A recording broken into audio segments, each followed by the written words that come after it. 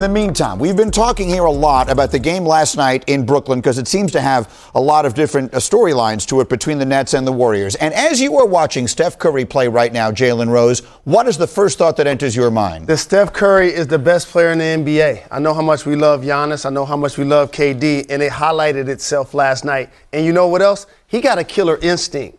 He came into KD's house to send a message.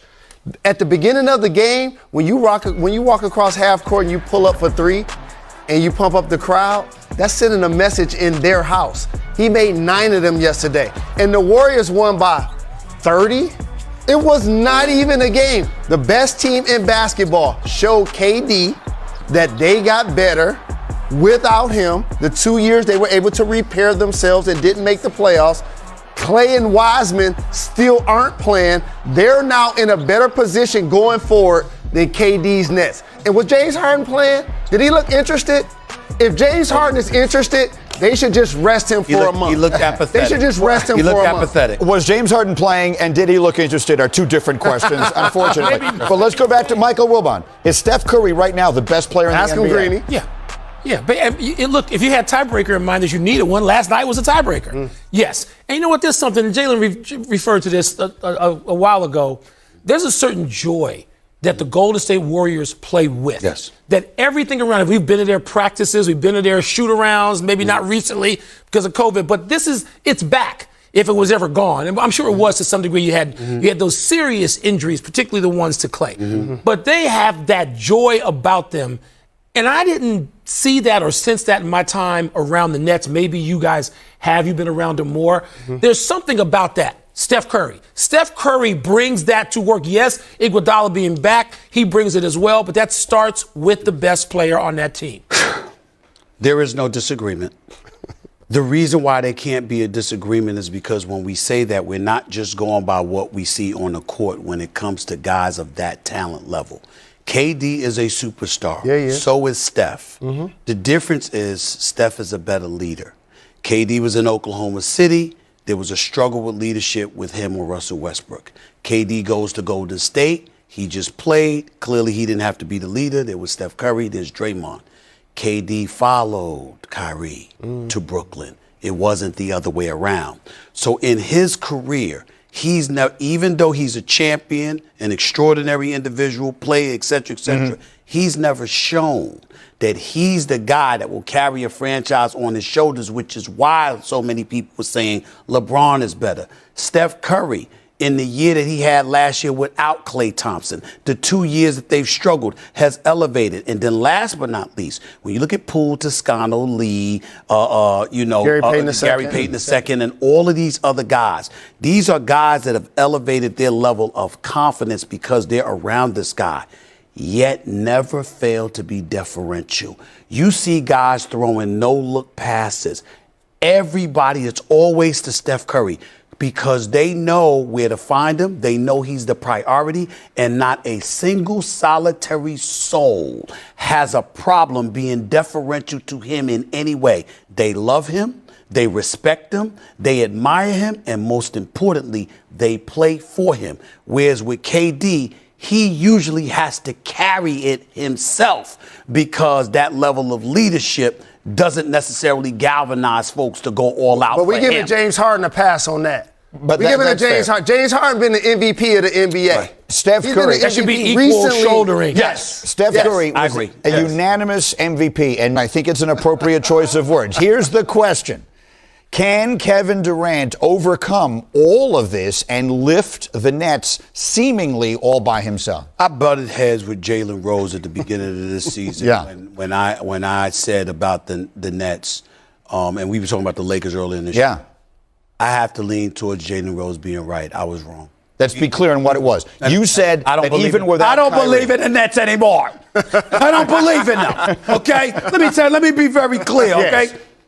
KD is averaging 28.9 points. Yeah, he balling. Shoot 56% from the field because, superstars in Hollywood calling me, buzzing my phone, bothering me. When you get on KD, when you get on KD. He's averaging 28.9 points on 56% shooting. None. Over 40% from three-point range. Right. He's balling. He has no help. He's supposed to have it in James Harden, who has not been himself. It's the quietest 24 points I've ever seen James Harden record. What I was banking on was the A game of James Harden, along with the A game of KD. I'm not getting that. And then when you take into account, I understand it's about 9 hours later. Let me be clear with y'all brothers. I meant what the hell I said. Kyrie Irving betrayed them. They had a deal to go to the Knicks. You know this. You know this. Indeed. They were going to the Knicks. Kyrie Irving said, yo, let's go to Brooklyn.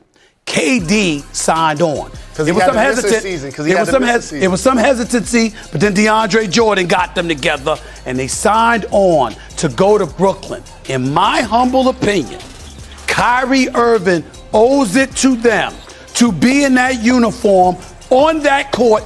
This is the team he assembled. And him not being there, as far as I'm concerned, is betrayal. And to be there last night, y'all would have felt the same way if y'all were in that arena last night. Keep in mind, just a footnote.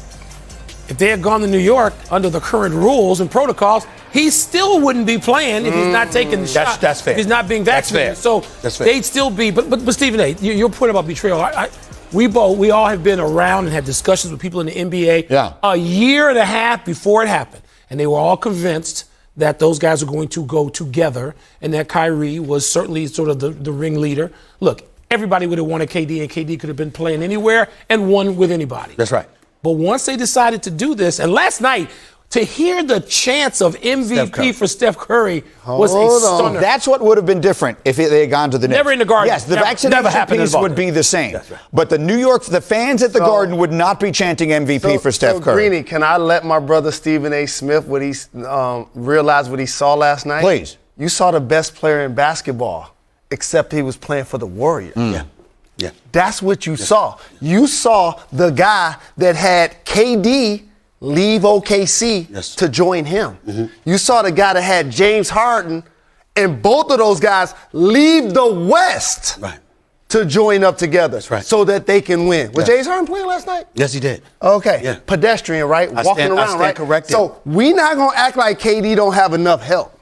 No, that's not what I mean. No. I'm not saying that. Hold on. No, I'm not saying that. I'm saying that he's not getting it. He has it, but they're not showing up. It was flawed. That's why I said. And that's where this is where Jalen gets some flowers right now. He got his flowers. He said it's flawed. Correct. It's not going to work from the beginning. I stand down, bro. And here's why. Right. Yes, KD is getting his 28, Stephen A., but the problem with their roster construction is he's required to play like a big man.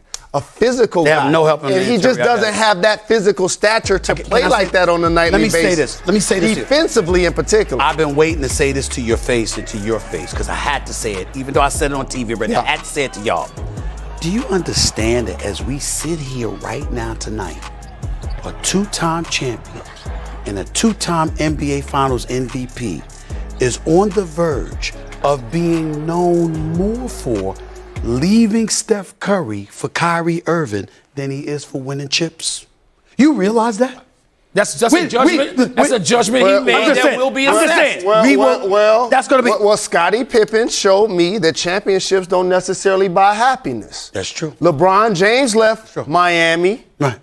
KD left the Warriors. And you knew the second year he was leaving. Why? Because when they won the championship, it was still Steph's team. This is KD's team. No debate there. This is KD's team.